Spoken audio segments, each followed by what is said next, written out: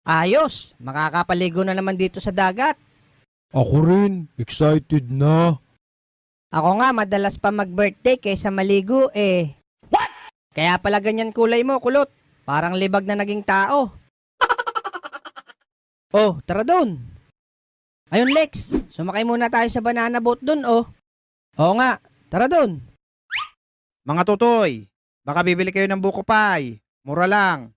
Pre-taste ang karton.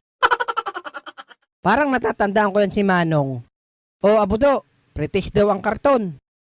May lasa ba yung karton, Manong?